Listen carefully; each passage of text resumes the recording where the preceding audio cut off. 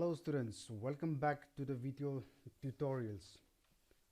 Today we will learn the chapter 4 from the poetry section.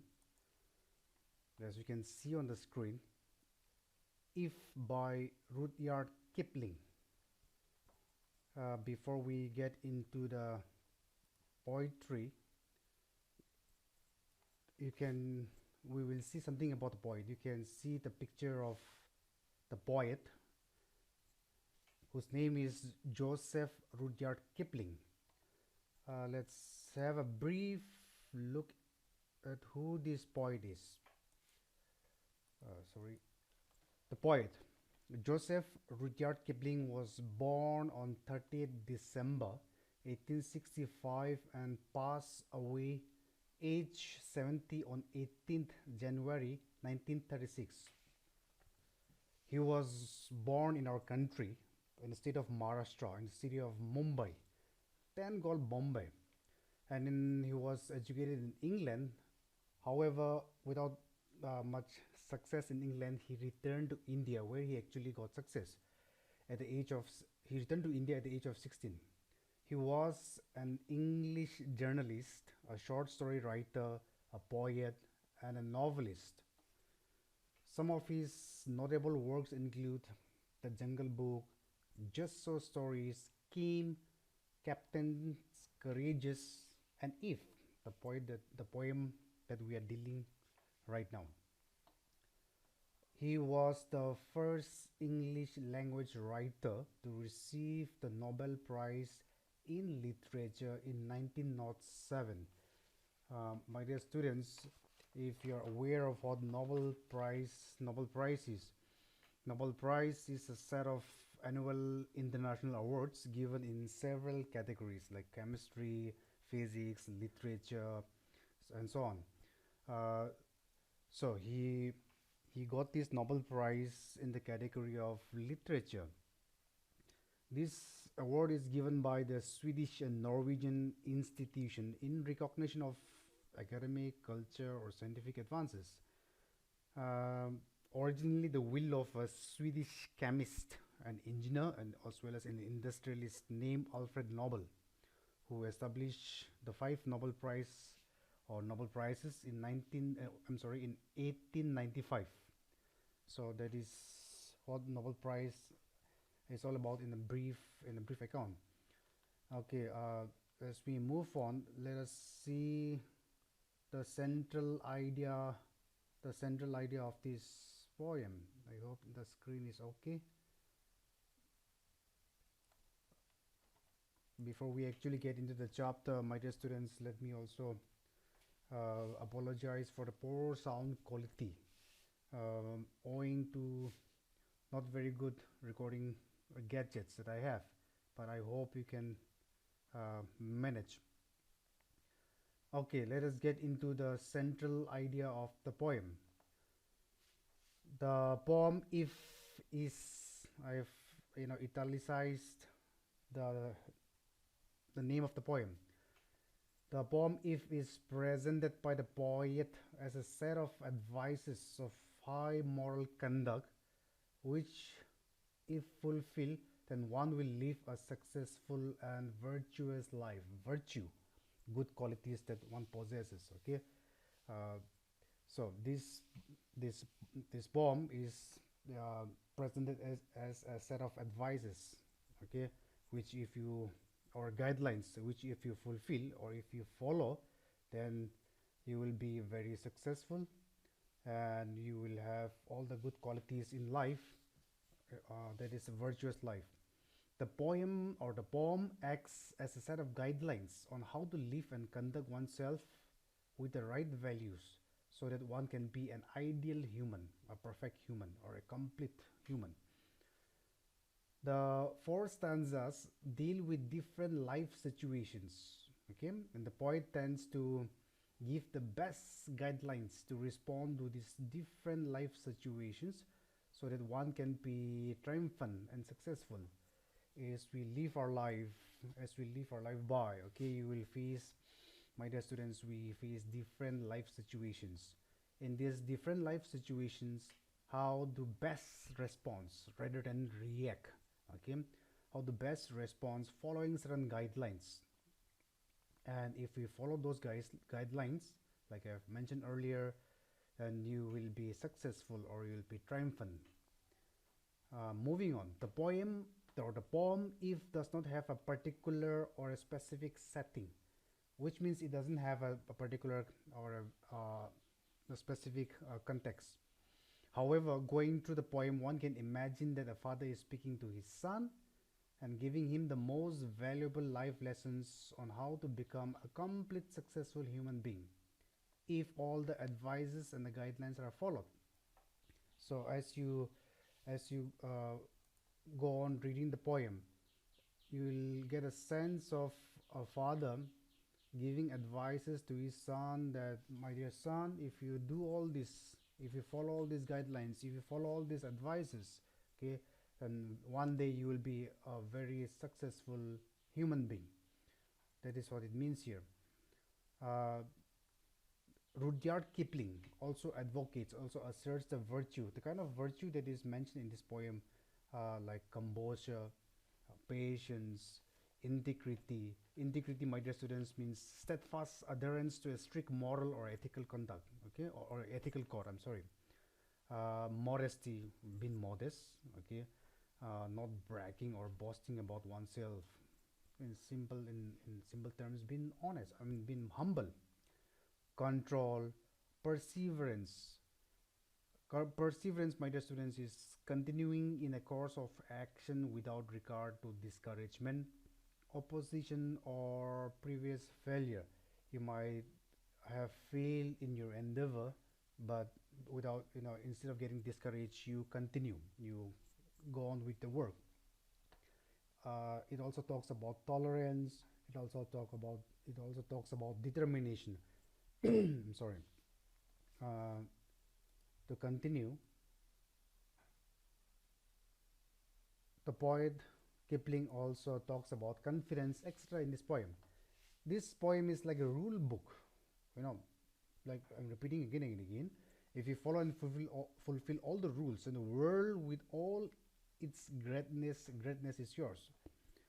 Uh, Whatever the world can offer to you, okay, you can achieve maximum success in this world if you follow all this rule.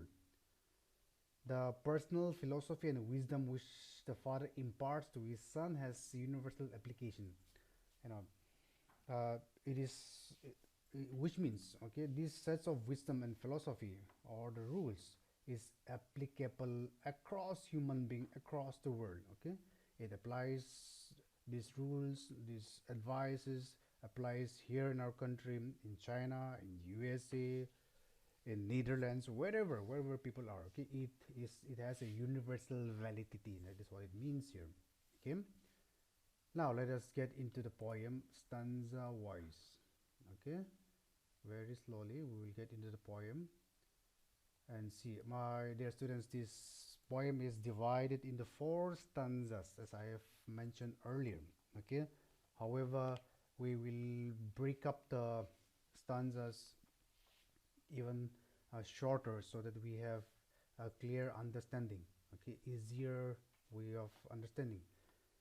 So the first stanza will be divided into 2 parts, the second in 2 parts, third and fourth respectively. Okay, so this is the first stanza. I have italicized the poem as it is in the textbook, and this is the explanation. Okay, the italicized text is the actual poem.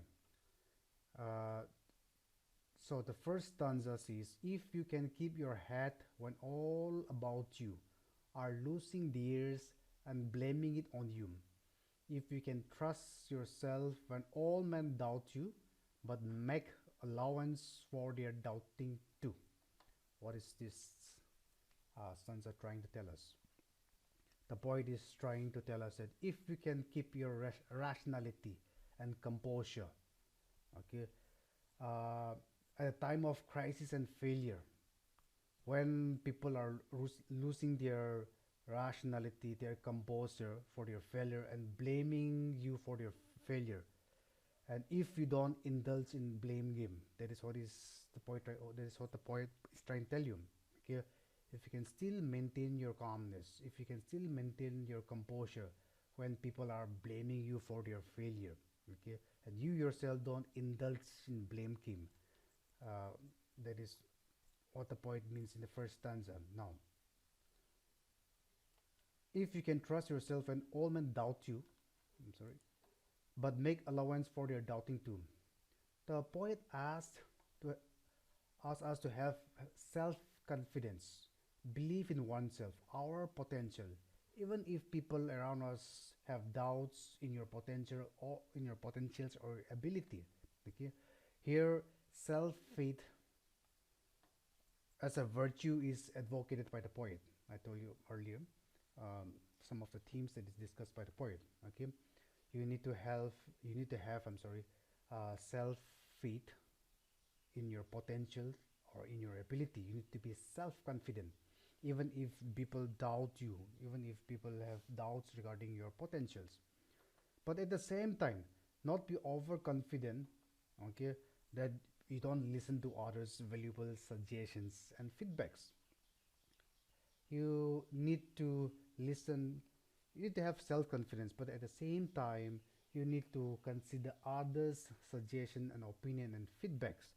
You must consider, in here, make allowance means consider, you must consider and rectify their doubts. You need to rectify, you need to examine, you need to consider why people have doubts in your potential, and if there are any errors or if there are any shortcomings, you need to rectify them.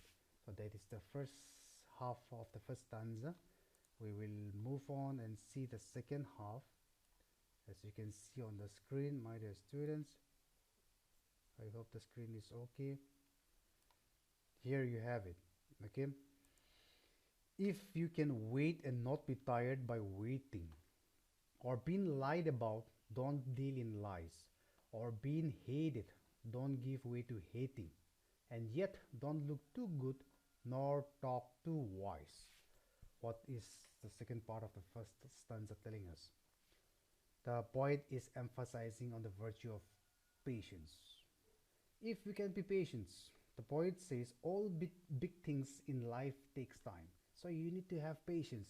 Hence, one must not get tired of waiting for your plans to achieve full fruition. Okay, uh, you need to be patient. You need to be consistent and not get tired.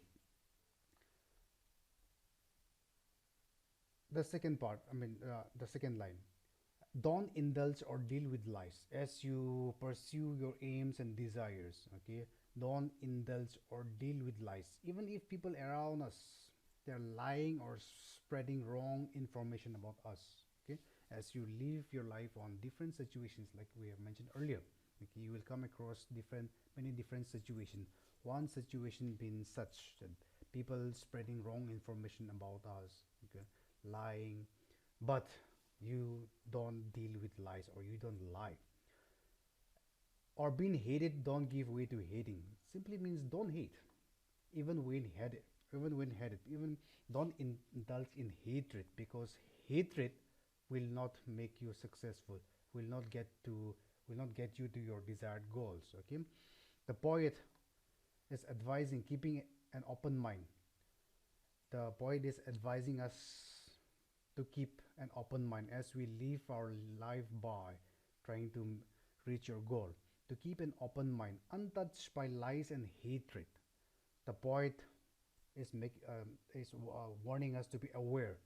Okay, that having these virtues, one might have self-pride. Now, uh, if you don't indulge in hatred or lying, which means you have these virtues, okay, good virtues, but having these virtues, one might have self-pride. Okay, so the last line Kipling says, and yet don't look too good nor talk too wise. Even after possessing these good virtues, you must not display self-pride. Rather, okay, Kipling says, no, they have too much self-regard and self-pride. That is what it means here. Be honest, be humble. Okay, be humble. So that is the second part of the first stanza. We will move on. to the second stanza. The second stanza, okay, here's the second stanza as you can see on the screen. If you can dream and not make dreams your master, if you can think and not make thoughts your aim, if you can meet with triumph and disaster and treat those two impostors just the same. Okay? My dear students, some of the meaning of the phrases as well as words like imposter, okay, is given in the ending part of this video tutorials. Okay, we will come to that later on. Okay, for now you concentrate on what these lines mean. Okay, um, here the first part, the poet says it's okay to have dreams, it's okay to have desires and ambitions, but our dreams and desires should not control us. Okay, or one must not be over ambitious. It's good to have dreams, it's good to have ambitions, but those dreams and ambitions should not take control of our lives. Okay, that is what the poet means. You should not be over ambitious. You can have your own thoughts and opinions, but one should not think that your thoughts and opinions is the only truth, or you know it is always right that you refuse to consider others' opinion. These values are important to achieve your goals and desires. Okay, this is the line that this is the line. Okay, that is signifying this. If you can think and not make thoughts your aim, it's good to have your own thoughts and opinion, but one should take care that your thoughts and opinion is the only truth, that you refuse to listen to others thought and opinion. Okay, uh, these values these values are important to achieve your goals and desires. So I'm repeating the point here. If you can meet with triumph and disaster and treat those two impostors just the same, this part is important. The poet emphasizes that success and failure are part of our life. Okay, okay, I'll just adjust the screen, my dear students. Success and failure are part of our life. They are not permanent. The poet calls them imposter. Okay, imposter is a person who pretends to be someone else in order to deceive others. So these success and failures can be like imposters. Okay, they pretend to be permanent, which makes a person too optimistic or too pessimistic. Thus the poet advises to treat both the same way and not let them get the better of us. That is what it means here. Okay, success and failure, they are temporary. They will pass away. So success should not overwhelm you, failure should not put you down. They tend to like it is they listed out here. They tend to be permanent. They pretend to be permanent. That's why uh, they are referred to as imposters, but they are not permanent. They will pass away, so it should not get the better of us. So the poet advises us to treat these two imposters, or success and failure, just the same. Okay, if you are successful, be happy, but don't be so overwhelmed by it that you don't work further to achieve bigger things. Or if you meet with failure, don't be disheartened and stop your life. Just treat these two just the same. It will pass. They are not permanent. Okay, that is what the poet means. Now moving on. If you can bear, I'm sorry, if you can bear to hear the truth you have spoken, twisted by knaves to make a trap for fools, or watch the things you give your life to broken, and stoop and build him up with worn out tools. Knaves, my dear student, means dishonest people.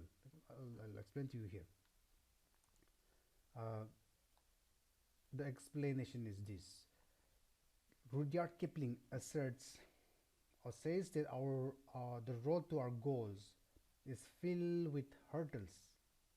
You know, they are filled with hurdles and negative and negativity. Example: dishonest people may try to break our moral or motivation by interpreting wrongly our righteousness or the truth you stood for. Okay, the dishonest people, in order to get to you, in order to put you down, might might spread wrong information about your righteousness or the truth that you stood for. But the poet asks us, if you can stand for the truth, if you can stand for your truth and not hindered by these dishonest people, stand for what you believe is the truth and not be discouraged or not be hindered or not be you know ill motivated by these dishonest people. The path to success, you might encounter many failures. They may have wiped away everything may have achieved, or watch the things you gave your life to broken and stoop and build him up with one of tools. The explanation is, uh, the path to success. Again, you may encounter many failures. you know those failures might have wiped away, taken away everything you have achieved so far. But the poet advises us never to give up. Determination, never to give up. In such failure, one must have the will, the strength, the passion to start all over again from the beginning, with using or employing with whatever you have, the worn out tools of and exhausted resources. Even if you meet with failure, okay, you must not lose heart. You must have the strong will, the strength, and the patience to start all over again from the beginning so that you reach your goal. That brings us to the end of the second stanza. We will move on to the third stanza, my dear students. The first part of the third stanza. If you can make one heap of all your winnings and risk it all on one turn of pitch and toss, and lose and start again at your beginnings and never breathe a word about your loss. The poet asks us, tells us to face challenges and take risk, trying to make a mark, trying to achieve bigger things in life, because life is like a gamble, pitch and toss. That is a gamble. Okay. uh, Simply put it this way, the poet is advising us, telling us that one should be courageous enough to take big risks in life, calculated big risk in life to achieve big goals. Okay. An idle man, he will risk, a perfect man or a complete man will risk putting all his life achievement just to achieve bigger things. Okay. In order to get to bigger things, you need to put on the line with put to risk or put on the line with whatever you have achieved so far, so that you achieve even bigger things in life. And even if you lose, or even if you encounter failure, don't be disheartened or don't grumble about your failure. Okay. But start afresh. You need to start afresh. You need to start fresh from the beginning, even if you lose. The poet advises us to have an immense strength of mind. Okay, that is what this means here. Moving on, we have the second part of the third stanza. I hope you can see this. If you can force your heart and nerve and sinew to serve your turn long after they are gone, and so hold on when there is nothing in you except the will which says to them, hold on. Kipling emphasizes willpower here, the key to persistence in spite of failure and loss. You know, in order to keep continuing, the key to persistence is willpower. You need to have a very strong willpower, okay, in spite of failure and loss. If you don't have strong willpower, the moment you encounter failure or loss, you will be disheartened, you will be broken, you will end up being a loser. So you need to have a very strong willpower. If you have willpower, the determination to make your heart, see, if you have a strong willpower, okay, the determination to make your heart, your nerve and strength. Sinew means tissues that held the tissues that held your muscles to the bone. It simply means strength here. Okay, to go on even in your lowest point when everything seems to be going against your favor. It is the willpower, okay, that will make your heart your nerve, the strength, okay, to go on, even if everything seems to have turned against you. Okay, uh, you have nothing except the voice in you, the inner voice in you that says, hold on there, keep moving. Okay, that is what the poet is trying to put out here. Okay, Rudyard Kipling emphasizes willpower, so that you need to push ahead even if you encounter loss or failure in your life. That is what he means here. Now, moving on. Okay, if you can talk with crowds and keep your virtue again, my dear students, are some of the good qualities that you possess, or walk with kings nor lose the common touch, if neither foes nor loving friends can hurt you, if all men count with you but none too much. Here in this stanza, Kipling asserts how one's attitude should be after being successful. Now, this is the ending part of the poem. How one should behave after you become successful. An ideal man or a perfect man is someone who can adjust or mingle with all sections of the society, the cross section of the society. In a society, there will be uh, rich people, poor people, successful people, less successful people. Okay, there'll be people from the upper class, lower class, whatever it is. Okay, an ideal man or a perfect man, after even after being successful, okay, is someone who can adjust and mingle with all sections of the society.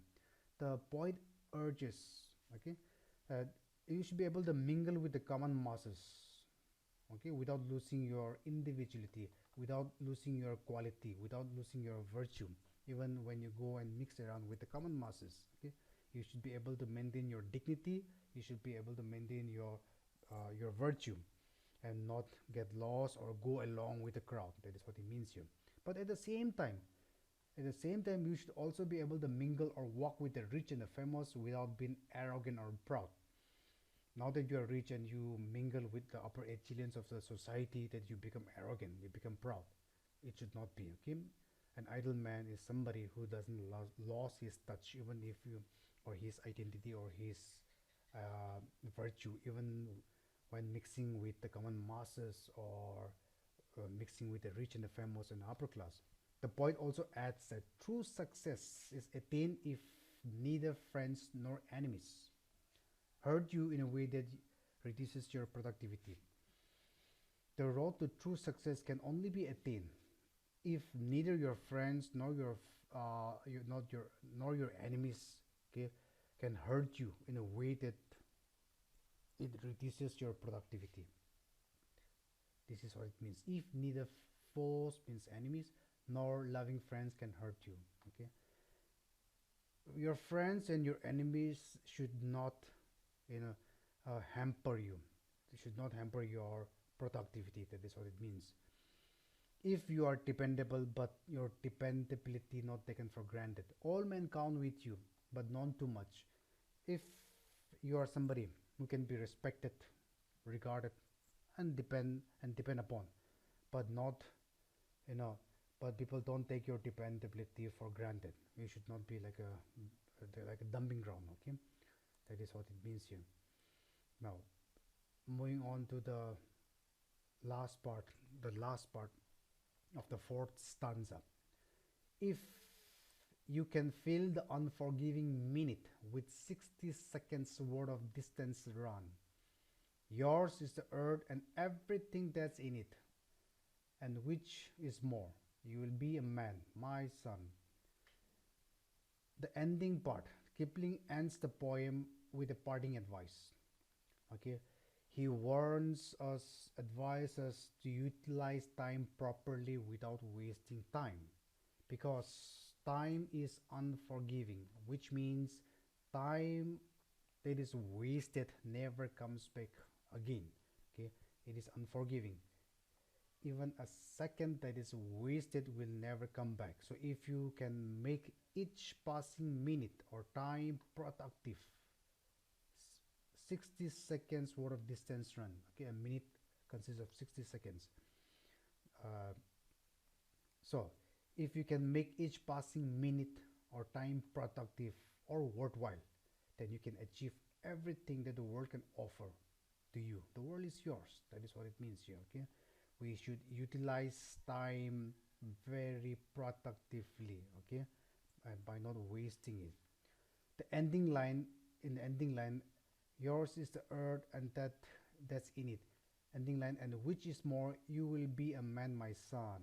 The ending line, Rudyard Kipling assumes a fatherly figure and says, apart from what you can achieve in the world, the real reward is, my dear son, you become a perfect man or a complete man. Okay, you will be a man, my son. Uh, man, my dear students, man is a general term referred to both no, man and woman, human. That is what it means here. Okay, that brings us to the end of the poem or the poem. I hope you get it. I hope you understood it. Okay, my dear students, let me advise you. You watch this clip or this video tutorials again and again, line by line, at your leisure time. Okay, don't be too tense or work up. Relax. You relax and watch. The maximum learning takes place in an environment of relaxation and peace of mind. Okay, don't let anyone scold you into learning or pressurize you into learning. You take your time, have a calm uh, and a peace of mind, and watch the video tutorials and try learning. Okay, so watch it again and again. As I told you in the beginning of the video tutorials, here we have some prominent phrases and lines from the poem and what it means. Okay, my dear students, this will help you in answering the short answer type question that is listed in your textbook. Please go through it. Uh, if you open your textbook, you will see the first exercise is exercise A. Read lines from the poem and answer the question. There are several questions given in the textbook. This will help you in answering those.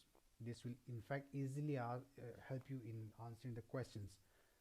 It's altogether another thing that notes will be given to you. Okay, notes will be provided to you. You don't need to worry. Coming back, some prominent phrases and lines from the poem and what it means. In the first stanza, these are some of the prominent lines. Okay, keep your head means maintain your composure and rationality, or keep a calm and a composed state of mind. That is what it means. Keep your head. Okay. The second one, make allowance, means consider. Make allowance means consider or accommodate. Okay, that is what it means. Third one, don't give way to hating. Simply means don't indulge in hatred. Don't hate. Hatred doesn't get you anywhere. Okay, my dear students, hatred only begets hatred. It doesn't get you anywhere. The second stanza. Let me adjust the screen. Here, make dreams your master, means to make your dreams, wants, and desires to take control over you. Okay, this is from the second stanza. You might most probably have a question from this section. Okay, and the second part is make thoughts your aim, which means becoming so rigid about your opinions and thought that you cannot take others' suggestions. Okay, you think that whatever your thoughts, whatever your opinions, is the gospel truth. Okay, so one should not have such an idea in your head. Imposters, like I said earlier, a person who pretends to be someone else in order to deceive others. Knaves simply means dishonest men. Okay, dishonest men. Moving on to the third stanza. Here we have it, the third stanza. Pitch and toss, a gamble where you have an equal chances of winning or losing. Pitch and toss is gamble. In the poem, it will mean Life is like a gamble. Either you win or you lose. You have a chance of winning and losing in life. So you need to struggle as well as take risk. Sinew, the tissue of the body which unites the muscle and the bone. The poem, it simply means strength. Okay, serve your turn to work for you or in your favor. Worn out tools means exhausted resources or means. The fourth stanza, we will see it here. The fourth stanza, my dear students, some of the lines, some of the prominent phrases. Keep your virtue means maintain your good qualities intact. Okay, not lose your good qualities or not lose some good values that you have in you. Common touch, modesty, and a down to earth attitude. Common touch simply means some modesty, humbleness in you. Men count with you, people giving respect and depending on you. Unforgiving minute, time wasted doesn't come back. It is unforgiving. Okay, it doesn't come back. So these are some of the important phrases and lines from the poem that will help you in answering the short answer type question as well as reference to the context type of questions. My dear students, for the long answer type questions, that is exercise B on your page number 35 from the textbook. Think and answer in about 150 words. It is the global comprehension. Notes will be provided to you, but I don't see any difficulty once you answering these questions, once you understand this entire poem from the video tutorials. Okay, like I said, go slow in learning the poem. Watch again and again, and it should not be difficult for you to understand. Thus we come to the end of the poem. Thank you. We will keep in touch with you. Thanks once again.